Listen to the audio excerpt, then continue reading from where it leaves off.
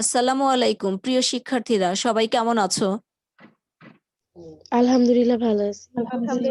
Miss আলহামদুলিল্লাহ ভালো আছি। আচ্ছা, প্রায় 1 বছর পরে না তোমাদের সাথে আমি ক্লাস করছি।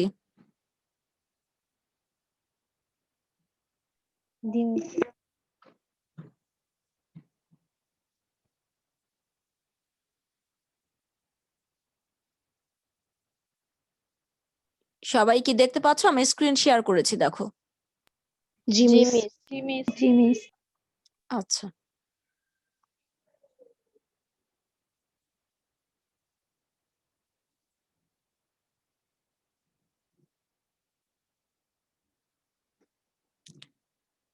আজকে আমাদের রুটিন অনুযায়ী ব্যবসা উদ্যোগের ক্লাস।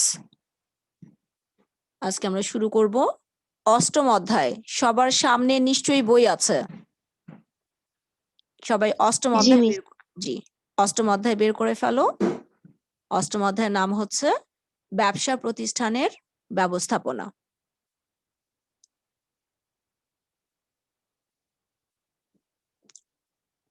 ঠিক আছে?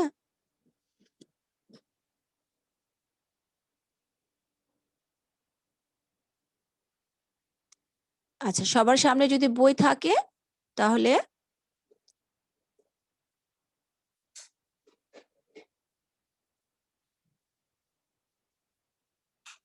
ব্যবসা প্রতিষ্ঠানের ব্যবস্থাপনা একদম শুরুতে দেখো, আমি একটু বলছি যে মানব সভ্যতার ক্রমবিকাশের সাথে ব্যবস্থাপনার উৎপত্তির সহ সম্পর্ক রয়েছে। একটু আন্ডারলাইন করো। এই লাইনটি দিয়ে প্রশ্ন হতে পারে যে মানব সভ্যতার ক্রমবিকাশের সাথে ব্যবস্থাপনার উৎপত্তির কি ধরনের সম্পর্ক রয়েছে? কি ধরনের সম্পর্ক বলো? সহ সম্পর্ক। হ্যাঁ, সহ সম্পর্ক। ব্যবস্থাপনা ছিল পরিবার ও দলভিত্তিক, আন্ডারলাইন করো। অর্থাৎ মানব সভ্যতার শুরুতে ব্যবস্থাপনা ছিল শুধুমাত্র পরিবার এবং দল ভিত্তিক। সভ্যতার বিকাশের সাথে সাথে সব ক্ষেত্রে ব্যবস্থাপনার ধারণা ছড়িয়ে পড়ে। ব্যবস্থাপনার ধারণাটি ব্যাপকভাবে জনপ্রিয়তা লাভ করে ব্যবসায়ী সমাজের ব্যবসা পরিচালনা পদ্ধতি থেকে। সাধারণভাবে বলতে গেলে কোনো নির্দিষ্ট লক্ষ্য অর্জনের উদ্দেশ্যে অন্যদের দ্বারা প্রয়োজনীয় কাজ করিয়ে নেওয়ার কৌশলকে ব্যবস্থাপনা বলে। লাইনটা আন্ডারলাইন করতে পারো, যেখানে আমরা একটা ব্যবস্থাপনার সংজ্ঞা পেলাম যে কোনো নির্দিষ্ট লক্ষ্য অর্জনের উদ্দেশ্যে অন্যদের দ্বারা প্রয়োজনীয় কাজ করিয়ে নেওয়ার কৌশলকে ব্যবস্থাপনা বলে। ঠিক আছে?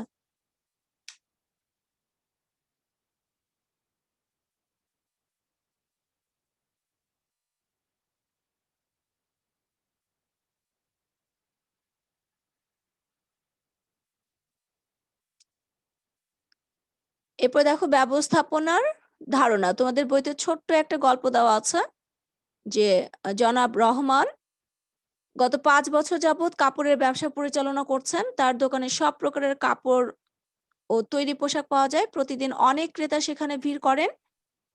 তিনি নিজেই ব্যবসা পরিচালনা করেন। ব্যবসার প্রসার বৃদ্ধি পাওয়ার কারণে তিনি কর্মচারী নিয়োগের চিন্তাভাবনা করতে লাগলেন। সম্প্রতি তিনি একজন কর্মচারী নিয়োগ করলেন, ফলে তার কাজের চাপ কিছুটা কমলো। কিন্তু কিছুদিন যাওয়ার পর ক্রেতারা কর্মচারীর বিরুদ্ধে দেরিতে দোকান খোলা ও দুর্ব্যবহার করার অভিযোগ আনেন। রহমান সাহেব ক্রেতাদের অভিযোগ মনোযোগ দিয়ে শুনে তার কর্মচারীকে ডেকে ব্যবসার সুনাম রক্ষার্থে প্রয়োজনীয় পরামর্শ দেন। কর্মচারীটি তার ভুল বুঝতে পারল। সে ভবিষ্যতে আরো মনোযোগ দিয়ে কাজ করতে উদ্বুদ্ধ হলো, অর্থাৎ উৎসাহিত হলো। উপরের গল্পে ব্যবসায়ী রহমান সাহেবের কর্মচারী নিয়োগের চিন্তা, কর্মচারীর নিয়োগ, কর্মচারীর বিরুদ্ধে ক্রেতাদের অভিযোগ শোনা এবং সেই অনুযায়ী ব্যবস্থা নেওয়া সবকিছুই তার ব্যবসায় ব্যবস্থাপনার অংশ। ঠিক আছে? ব্যবস্থাপনা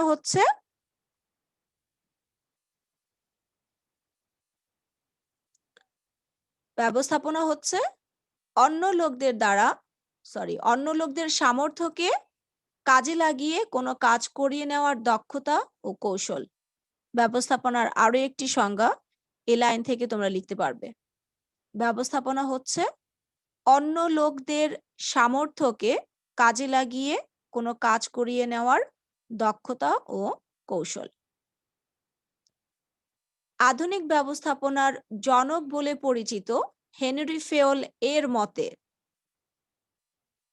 ব্যবস্থাপনা হলো পূর্বানুমান ও পরিকল্পনা, সংগঠিতকরণ, নির্দেশনা, সমন্বয় সাধন ও নিয়ন্ত্রণের সমষ্টি। দেখো, এই দুটো লাইন আমি আন্ডারলাইন করেছি। এখান থেকে প্রশ্ন হতে পারে যে আধুনিক ব্যবস্থাপনার জনক কে? বলতো। Henri Fayol. Henri Fayol. Henri Fayol. Very good.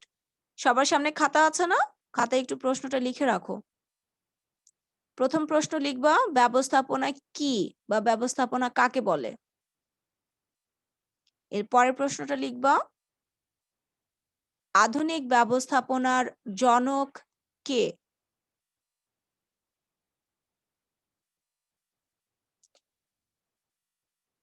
হয়েছে সবার? হেনরি হেনরি ফেওল সরি, একটু বলেন তো। সেকেন্ড কোশ্চেনটা বলেছি, আধুনিক ব্যবস্থাপনার জনক কে? আধুনিক ব্যবস্থাপনার জনক কে? তখন আনসার হবে হেনরি ফেওল। আচ্ছা, হেনরি ফেওল ব্যবস্থাপনার যে সংজ্ঞাটি দিয়েছেন এটা তোমরা শিখে রাখবে যে ব্যবস্থাপনা হলো পূর্বানুমান ও পরিকল্পনা, সংগঠিতকরণ, নির্দেশনা, সমন্বয় সাধন ও নিয়ন্ত্রণের সমষ্টি। ব্যবস্থাপনার কয়েকটি বৈশিষ্ট্য নিম্নরূপ, অর্থাৎ এই সংজ্ঞাগুলো পর্যালোচনা করলে আমরা ব্যবস্থাপনার কিছু বৈশিষ্ট্য দেখতে পাই। তোমাদের পাঠ্য বইতে ব্যবস্থাপনার 4টি বৈশিষ্ট্য দেওয়া আছে। প্রথম বৈশিষ্ট্য হচ্ছে ব্যবস্থাপনা হলো কতগুলো কাজের ধারাবাহিক প্রক্রিয়া। কতগুলো কাজের ধারাবাহিক প্রক্রিয়া। এখানে কতগুলো কাজ বলতে এই কাজগুলোকে বুঝিয়েছে: পূর্বানুমান ও পরিকল্পনা, সংগঠিতকরণ, নির্দেশনা, সমন্বয় সাধন ও নিয়ন্ত্রণ। অর্থাৎ একটি কাজের পর আরেকটি কাজ ধারাবাহিকভাবে আসবে। সেকেন্ড বৈশিষ্ট্য হচ্ছে ব্যবস্থাপনা পূর্ব নির্ধারিত লক্ষ্য অর্জনের জন্য পরিচালিত হয়, অর্থাৎ আগেই লক্ষ্য নির্ধারণ করা থাকে, সেই লক্ষ্য অর্জনের জন্য ব্যবস্থাপনা পরিচালিত হয়।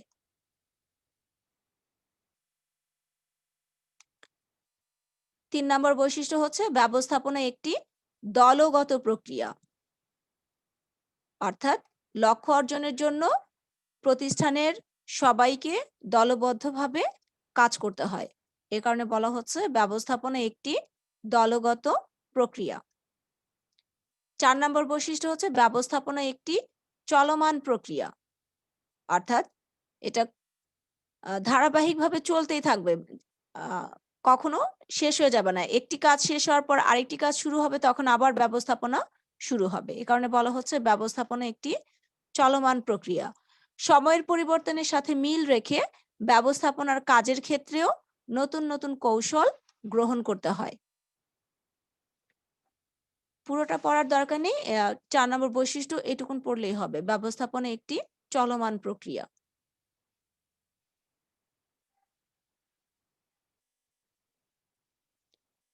ঠিক আছে, এইটুকুন ক্লিয়ার হয়েছে সবার কাছে? জি মিস। ব্যবস্থাপনা কি বলতো?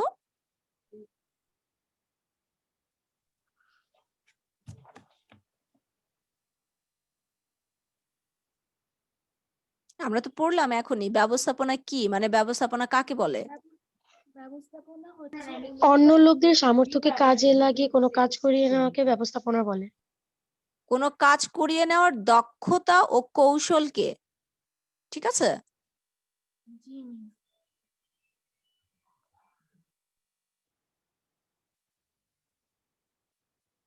এরপরে পড়বো আমরা ব্যবস্থাপনার কার্যাবলী। পূর্ব নির্ধারিত লক্ষ্য অর্জনের জন্য সম্পাদিত কাজকে ব্যবস্থাপনা বলা হয়। প্রতিষ্ঠানের সকল প্রকার মানবিক ও অন্যান্য উপাদান, মানবিক উপাদান বলতে প্রতিষ্ঠানের কর্মচারী, কর্মকর্তা, শ্রমিক যারা আছেন তাদেরকে বুঝিয়েছে। ঠিক আছে, কর্মী বাহিনী।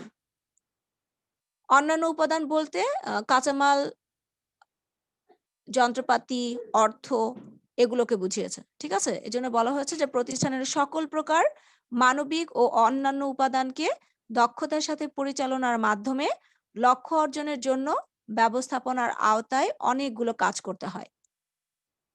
তোমাদের পাঠ্য বইতে ব্যবস্থাপনার ৭টি কাজের কথা বলা আছে।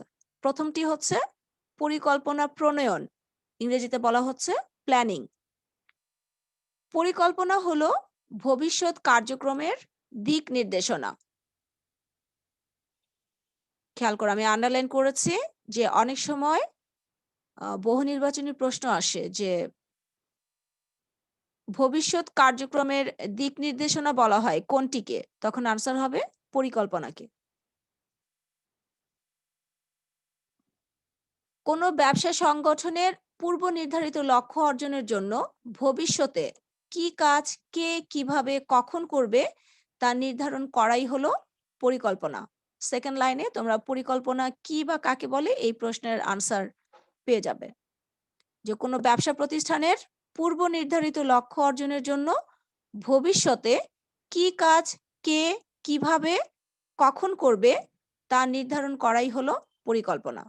ব্যবস্থাপনার প্রথম কাজ হচ্ছে পরিকল্পনা প্রণয়ন। এই লাইনটি দিয়ে অনেক সময় প্রশ্ন হয় যে ব্যবস্থাপনার প্রথম কাজ কোনটি? তখন আনসার হবে পরিকল্পনা। ব্যবস্থাপনার সেকেন্ড কাজ হচ্ছে সংগঠিতকরণ, ইংরেজিতে বলা হয় অর্গানাইজিং। ব্যবসার প্রয়োজনীয় সকল মানবিক ও বস্তুগত উপকরণ এবং সম্পদকে যথাযথভাবে ব্যবহার করার জন্য কর্মীদের মধ্যে দায়িত্ব ও ক্ষমতা বন্টন এবং আন্তঃসম্পর্ক তৈরির কার্যাবলীকে সংগঠিতকরণ বলা হয়। সংগঠিতকরণ পুরোটাই পড়বে। ব্যবসা প্রতিষ্ঠানের মানবিক এবং বস্তুগত উপকরণ এবং সম্পদকে যথাযথভাবে ব্যবহার করার জন্য কর্মীদের মধ্যে দায়িত্ব এবং ক্ষমতা বন্টন এবং আন্তঃসম্পর্ক তৈরির কাজ। আন্তঃসম্পর্ক মানে হচ্ছে কর্মীদের মধ্যে যে সম্পর্ক, কে ঊর্ধ্বতন হবেন কে অধস্তন হবেন, অর্থাৎ কে বস হবে, কে কার অধীনে কাজ করবে, কে কার কাছে কাজের জন্য জবাবদিহি করবে, এই সম্পর্ক তৈরি করা। কর্মীদের মধ্যে কাজের দায়িত্ব এবং ক্ষমতা বন্টন করা এবং আন্তঃসম্পর্ক তৈরি করার এই যাবতীয় কাজকে বলা হচ্ছে সংগঠিতকরণ। পরিকল্পনা সংগঠিতকরণ ক্লিয়ার হয়েছে সবার কাছে? জি মিস।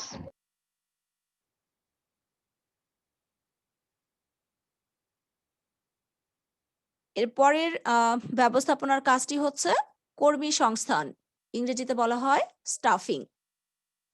প্রতিষ্ঠানের অন্যতম উপাদান হচ্ছে তার কর্মী বাহিনী। এই লাইনটি দিয়ে অনেক সময় প্রশ্ন হয় যে প্রতিষ্ঠানের অন্যতম উপাদান কোনটি? তখন আনসার কি হবে বলো? প্রতিষ্ঠানের কর্মী বাহিনী। Very good.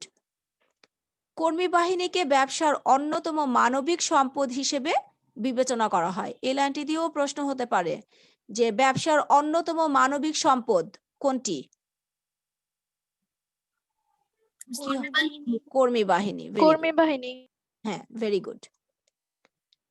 কাজ সম্পাদনের জন্য উপযুক্ত কর্মী সংগ্রহ, নির্বাচন, নিয়োগ ও প্রশিক্ষণ প্রদান, পদোন্নতি, বদলি, ছাঁটাই প্রভৃতি কাজ কর্মী সংস্থানের অন্তর্ভুক্ত।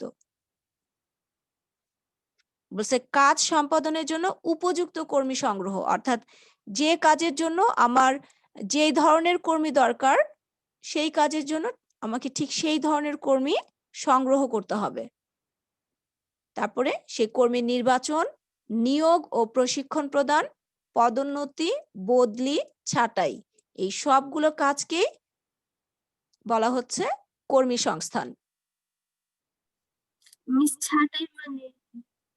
ছাঁটাই মানে বরখাস্ত করা।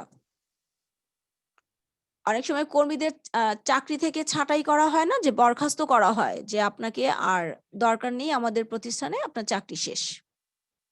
ঠিক আছে, সেটাকে বলা হচ্ছে ছাঁটাই। আসসালামু আলাইকুম মিস। ওয়ালাইকুম আসসালাম। মাত্র জয়েন করেছো তাই তো? জি মিস। আচ্ছা, কর্মী সংস্থান সবার কাছে ক্লিয়ার হয়েছে? জি মিস। আচ্ছা, এর পরের কাজটি হচ্ছে নির্দেশনা দান, ইংরেজিতে বলা হয় ডিরেক্টিং। পরিকল্পনা বাস্তবায়নের জন্য কর্মীদের নির্দেশ প্রদান করাকে নির্দেশনা বলে। যদি জ্ঞানমূলক প্রশ্ন আসে নির্দেশনা কি বা নির্দেশনা কাকে বলে, তখন এই লাইনটি দিয়ে আনসার লিখতে পারবে যে পরিকল্পনা বাস্তবায়নের জন্য কর্মীদের আদেশ নির্দেশ প্রদান করাকে নির্দেশনা বলে। ব্যবস্থাপক কর্মীদের কোন কাজ কখন কিভাবে সম্পন্ন করতে হবে তার নির্দেশনা প্রদান করে থাকেন। যথার্থ নির্দেশনা অর্থাৎ সঠিক নির্দেশনা বা যথাযথ নির্দেশনা দিতে পারলে কর্মীরা সর্বাধিক দক্ষতা প্রদর্শন করতে পারে। অনেকে নির্দেশনাকে নেতৃত্ব দানের সাথে তুলনা করেছেন। এই লাইনটি দিয়েও অনেক সময় প্রশ্ন হয় যে নির্দেশনাকে কিসের সাথে তুলনা করা হয়? কিসের সাথে বলো? নেতৃত্বের সাথে। নেতৃত্বের সাথে। হ্যাঁ, ভেরি গুড। তাহলে যদি প্রশ্ন হয় যে নির্দেশনা বলতে কি বোঝায় বা নির্দেশনা দান কি ব্যাখ্যা করো, তখন এই পুরোটাই পড়ে তোমরা ধারণা নিয়ে লিখবে। ঠিক আছে? নির্দেশনা দানের যে লাইনগুলো লেখা আছে সবগুলো পড়ে নিজের মতো করে গুছিয়ে লিখবে। ব্যবস্থাপনার 5 নাম্বার কাজটি হচ্ছে প্রেরণা দান, ইংরেজিতে বলা হয় মোটিভেটিং। প্রতিষ্ঠানের কর্মীদেরকে কাজের প্রতি আগ্রহী ও উৎসাহী করার প্রক্রিয়াকে প্রেরণা বলা হয়। কাজের প্রতি আগ্রহী ও উৎসাহিত করার প্রক্রিয়াকে প্রেরণা বলা হয়। প্রেরণার ফলে কর্মীরা আগ্রহ নিয়ে দায়িত্ব পালনে উদ্বুদ্ধ হয় এবং মানসম্মত কাজ সম্পাদনে সক্ষম হয়। প্রেরণা উৎসাহিত করা। ঠিক আছে?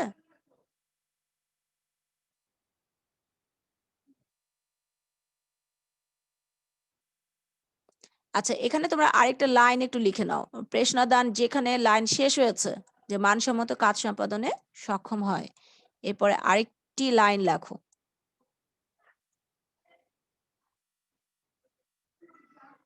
কর্মীদেরকে 2 ভাবে প্রেরণা দেওয়া যায়।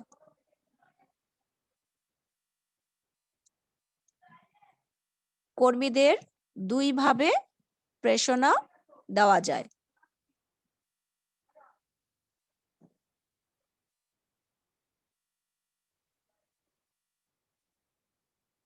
যথা ক নাম্বার দিয়ে লেখো আর্থিক প্রেরণা এবং খ নাম্বার দিয়ে লেখো অনার্থিক প্রেরণা।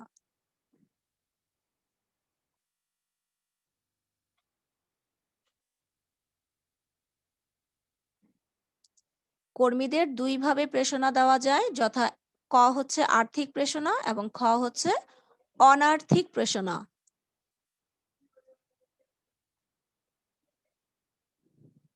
আর্থিক প্রেরণা কি বলতো?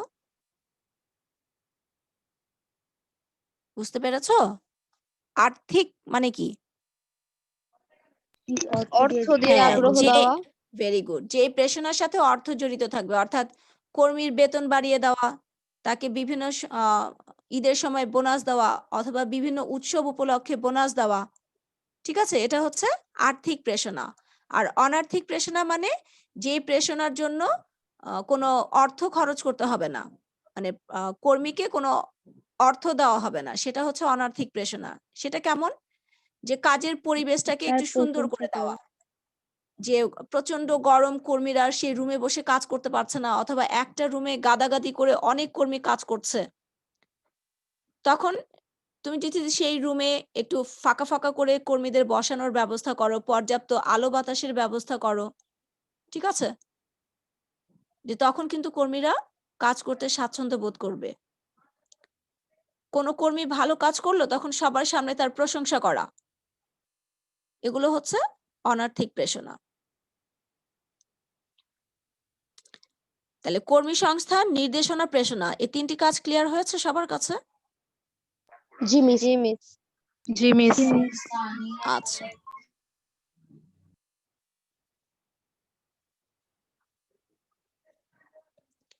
এর পরের কাজটি হচ্ছে সমন্বয় সাধন, ইংরেজিতে বলা হয় কোঅর্ডিনেটিং।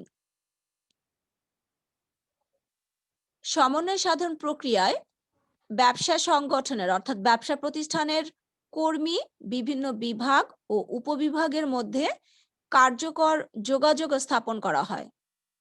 ব্যবসা প্রতিষ্ঠানের কর্মী বিভিন্ন বিভাগ ও উপবিভাগের মধ্যে কার্যকর যোগাযোগ স্থাপন করাকে বলা হচ্ছে সমন্বয় সাধন। ঠিক আছে? সমন্বয় সাধনের মাধ্যমে প্রতিষ্ঠানের সকলে মিলে একটি দলে পরিণত হয়, যা ঐক্যবদ্ধভাবে কাজ সম্পাদনে সহায়তা করে। অর্থাৎ সবাই মিলিতভাবে কাজ করতে পারে যদি সমন্বয় সাধন করা হয়। সমন্বয় সাধন ক্লিয়ার হয়েছে? জি মিস। আচ্ছা, জি মিস। এর পরের কাজটি হচ্ছে নিয়ন্ত্রণ, ইংরেজিতে বলা হয় কন্ট্রোলিং। পরিকল্পনা অনুযায়ী কাজ সম্পাদিত হচ্ছে কিনা তা তদারক করা, ত্রুটি বিচ্যুতি নির্ণয় করা এবং প্রয়োজনে সংশোধনমূলক ব্যবস্থা গ্রহণ করার সার্বিক প্রক্রিয়াকে নিয়ন্ত্রণ বলা হয়। এই লাইনটি দিয়ে যদি জ্ঞানমূলক প্রশ্ন হয় নিয়ন্ত্রণ কি বা কাকে বলে, তাহলে আনসার লিখতে পারবে। পরিকল্পনা অনুযায়ী কাজ সম্পাদিত হচ্ছে কিনা তা তদারক করা। তদারক করা মানে কি? নিজে উপস্থিত থেকে সেটা দেখাশোনা করা। ঠিক আছে? ত্রুটি বিচ্যুতি নির্ণয় করা, অর্থাৎ কোনো ভুল থাকলে সেই ভুলটাকে খুঁজে বের করা এবং প্রয়োজনে সংশোধনমূলক ব্যবস্থা গ্রহণ করা। ভুল হয়ে গেছে, এখন এই ভুল কিভাবে সংশোধন করা যায় সেই ব্যবস্থা গ্রহণ করার সার্বিক প্রক্রিয়াকে বলা হচ্ছে নিয়ন্ত্রণ। নিয়ন্ত্রণের মাধ্যমে প্রতিষ্ঠানের পরিকল্পনা বাস্তবায়ন সহজ হয়। নিয়ন্ত্রণ ব্যবস্থার সঠিক ও সুদৃঢ় ভূমিকার কারণে ব্যবসা সংগঠন তার অভ্যন্তরীণ ও বাহ্যিক সকল অচল অবস্থা ও বাধা মোকাবিলা করে উন্নতির দিকে ধাবিত হয়। মূলত নিয়ন্ত্রণের মাধ্যমে সঠিক কাজ সঠিক পদ্ধতিতে সঠিক সময়ে হচ্ছে কিনা তা নিশ্চিত করা হয়। ঠিক আছে? নিয়ন্ত্রণ সবার কাছে ক্লিয়ার হয়েছে? জি মিস। মিস। জি আচ্ছা। মিস। এরপরে দেখো তোমাদের বইতে একটি পয়েন্ট আছে পরিকল্পনার ধারণা। ঠিক আছে? একটু আগে তো আমরা পরিকল্পনা প্রণয়ন পড়েছি না? জি মিস। জি মিস। পরিকল্পনার ধারণা থেকে আমরা একটি প্রশ্ন পাবো, সেই প্রশ্নটি আমি দেখাচ্ছি। একটি ব্যবসা প্রতিষ্ঠানে পরিকল্পনার প্রয়োজন কেন? অথবা ব্যবসা প্রতিষ্ঠানে পরিকল্পনা গুরুত্বপূর্ণ কেন? ঠিক আছে?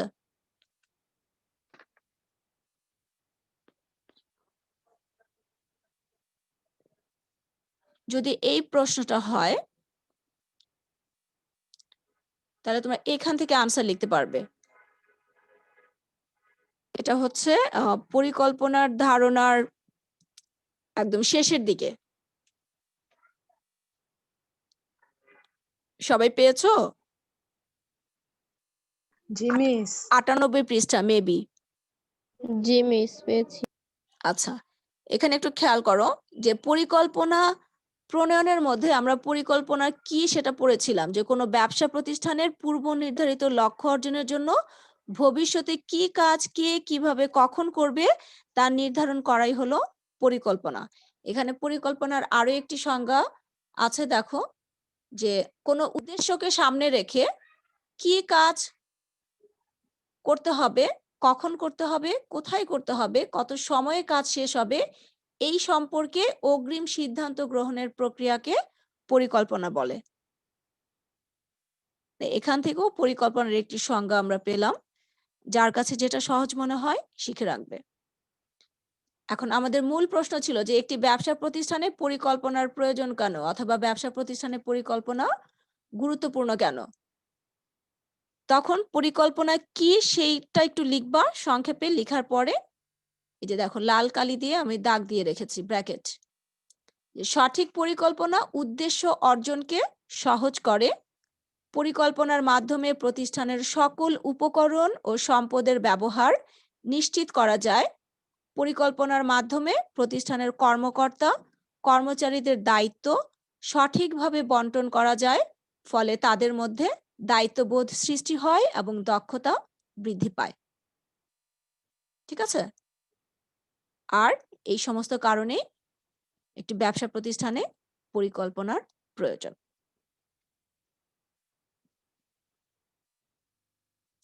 কথা ক্লিয়ার হয়েছে সবার কাছে? জি মিস। জি মিস। জি মিস।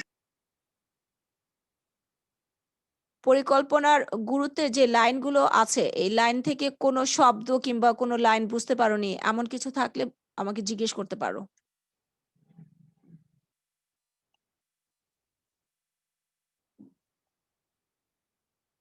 কোনো সমস্যা নেই, তাই তো?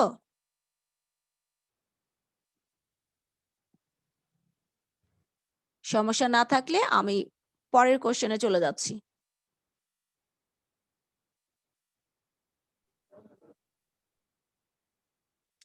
একটি ব্যবসা প্রতিষ্ঠানে সংগঠিতকরণ প্রয়োজন কেন? প্রশ্ন সবাই লিখে নিচ্ছ তো? জি মিস। জি মিস। আচ্ছা, এই প্রশ্নটাও লিখে নাও। একটি ব্যবসা প্রতিষ্ঠানে সংগঠিতকরণ প্রয়োজন কেন?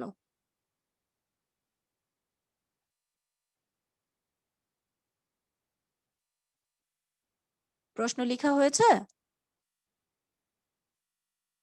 জি মিস। আচ্ছা, এই প্রশ্নের আনসার তোমরা পাবে সংগঠিতকরণের ধারণা ও গুরুত্ব। দেখো ৯৮ পৃষ্ঠায় আছে। সংগঠিতকরণের ধারণা ও গুরুত্ব। এটার একদম লাস্টের দিকে দেখো, শেষের দিকে। দেখতে পাচ্ছ আমি লাল কালিতে ব্র্যাকেটের ভিতরে রেখেছি।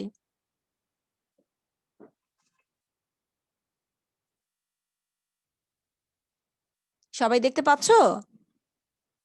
জি মিস। জি মিস।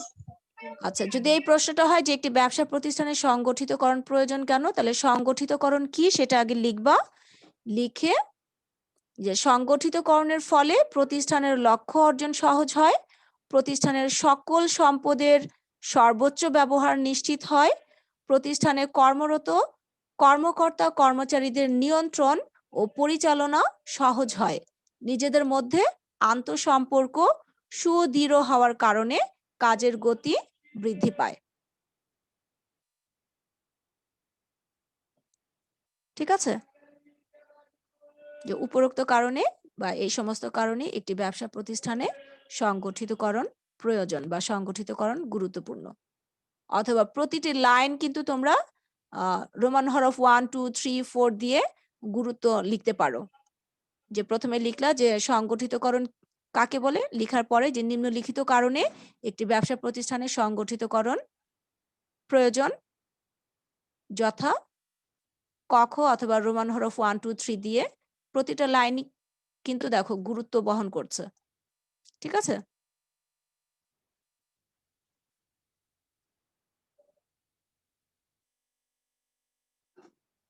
আমার কথা সবাই বুঝতে পেরেছো? জি মিস। জি মিস। জি মিস। আচ্ছা, জি মিস। আজকে আমাদের এই পর্যন্তই পড়া থাকলো। আজকে যতটুকু পড়লাম এর মধ্যে কারো কোনো সমস্যা থাকলে বা প্রশ্ন থাকলে আমাকে বলতে পারো।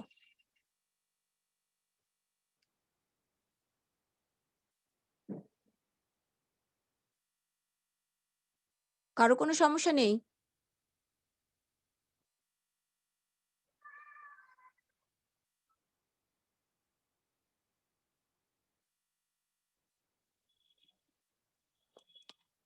রাইতা আনমিউট করো। রাইতা আমাকে শুনতে পাচ্ছ? হ্যাঁ, জি মিস। আজকে আমরা কি কি পড়লাম বলো তো? মিস আমরা ফার্স্ট হচ্ছে সরি ব্যবসা প্রতিষ্ঠানের ব্যবস্থাপনার ধারণা, ব্যবস্থাপনার কার্যাবলী, তারপরে কার্যাবলীর 7টি স্টেপ, তারপর পরিকল্পনার ধারণা এবং সংগঠিতকরণের ধারণা ও গুরুত্ব পড়েছি। আচ্ছা, ঠিক আছে।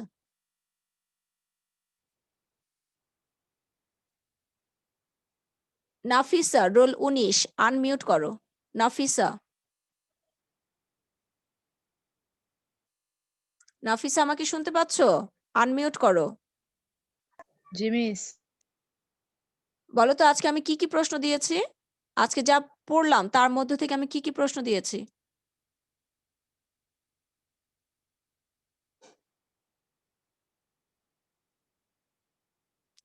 নাফিসা, আমাকে শুনতে পাচ্ছ? জি মিস। হ্যাঁ, প্রশ্নগুলো বলো। এক- কি কি বলো। একটি ব্যবসা প্রতিষ্ঠানের সংগঠিতকরণ প্রয়োজন কেন? এটা হচ্ছে মিস ২ নাম্বারটা। আর ১ নাম্বারটা হচ্ছে একটি ব্যবসা প্রতিষ্ঠানের পরিকল্পনার প্রয়োজন কেন? এর আগেও তো আমি আরো প্রশ্ন দিয়েছি। মিস আমি তো একটু লেটে আসলাম তো তাই মিস আচ্ছা, আমি পাইনি। তুমি আচ্ছা, আচ্ছা, ঠিক আছে।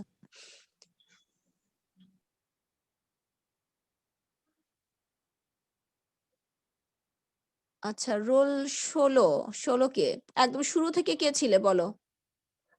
ফারিহা শুরু থেকে ছিলে? মিস আমিও শুরু থেকে ছিলাম। মাশরুফা, ঠিক আছে? জি মাশরুফা মিস। কি? তাসনিম? আচ্ছা, জি মিস। তুমি শুরু থেকে থাকলে একটু বলো। আমি যে প্রশ্নগুলো দিলাম একদম শুরু থেকে কি কি প্রশ্ন দিয়েছি? ব্যবস্থাপনা কি?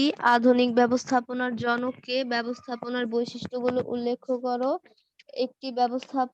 একটি ব্যবসা প্রতিষ্ঠানে পরিকল্পনার প্রয়োজন কেন? আর একটি ব্যবসা প্রতিষ্ঠানে সংগঠিতকরণ প্রয়োজন কেন? আচ্ছা, ব্যবস্থাপনার যে কার্যাবলী সেখান থেকে আমি প্রশ্ন বলিনি, কিন্তু ব্যবস্থাপনার কার্যাবলীর প্রতিটা পয়েন্ট দিয়ে প্রশ্ন হতে পারে। ঠিক আছে? যে জি জ্ঞানমূলক মিস। প্রশ্ন যদি হয় তাহলে পরিকল্পনা কি? আর অনুধাবনের প্রশ্ন হলে পরিকল্পনা বলতে কি বোঝায়? জি ঠিক আছে? মিস। এটা একটু ছোট্ট করে খাতায় লিখে রাখো, তা নাহলে পড়বা না। যে ব্যবস্থাপনার ওকে কার্যাবলীর মিস। প্রতিটি পয়েন্ট দিয়ে অনুধাবনের প্রশ্ন হতে পারে। তাহলে জি মিস। ব্যবস্থাপনার যে ৭ টি কার্যাবলী দেওয়া আছে ৭ টি কার্যাবলী ভালোভাবে পড়বা। জ্ঞানমূলক এবং অনুধাবনের প্রশ্ন হতে পারে। এমনকি প্রয়োগের প্রশ্নও আসে ব্যবস্থাপনার কার্যাবলী থেকে। আমার কথা বুঝতে পেরেছো সবাই? জি মিস। হ্যাঁ, কাজেই জি মিস। ব্যবস্থাপনার কার্যাবলীর যে ৭ টা পয়েন্ট, ৭ টা পয়েন্টের ব্যাখ্যা ভালোভাবে পড়বা। জ্ঞানমূলক প্রশ্ন হতে পারে, অনুধাবনের প্রশ্ন হতে পারে, আবার প্রয়োগের প্রশ্নও হতে পারে।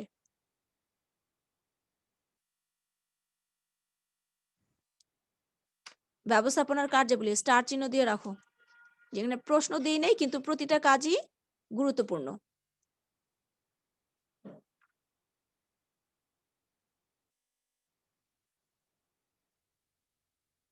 আজকে যা পড়লাম বাসায় আবার রিভিশন দিবা। ঠিক আছে? ওকে মিস। Okay ma'am. ঠিক আছে। আমি কিন্তু পরীক্ষা নিব। মিস বলেন, মিস প্রশ্ন বলেন। 4টা দেওয়া হয়েছে না? সরি, বুঝতে পারছি না। প্রশ্ন যে দিয়েছেন 4টা দেওয়া হয়েছে না? তোমার কথা কেটে যাচ্ছে, আমি বুঝতে পারছি না। তুমি এক কাজ করো, তোমাদের যে গ্রুপ দেওয়া আছে না, গ্রুপে ওখানে বান্ধবীদের সাথে একটু শেয়ার করো। মানে কোনো প্রশ্ন পেয়ে না থাকলে ওদের কাছ থেকে নিয়ে নিও। তুমি কি লেট করে জয়েন করেছো? আচ্ছা, ঠিক আছে। No miss. প্রতিদিনের পড়া প্রতিদিন ভালোভাবে শিখবা। এই চ্যাপ্টার শেষ হওয়া মাত্রই কিন্তু আমি পরীক্ষা নিব। ঠিক আছে? কথা বুঝতে পেরেছো সবাই? জি মিস। জি মিস। আচ্ছা, আর কারো কোনো প্রশ্ন আছে? No miss. No no miss. Miss. আর কারো কোনো প্রশ্ন না থাকলে তাহলে আজকের মতো এখানে ক্লাস শেষ করছি। সবাই ভালো থেকো। আল্লাহ হাফেজ। মিস আসসালামু আলাইকুম। আসসালামু আসসালামু আলাইকুম ম্যাম। আলাইকুম। ওয়ালাইকুম আসসালাম। ওয়ালাইকুম জি, আসসালাম।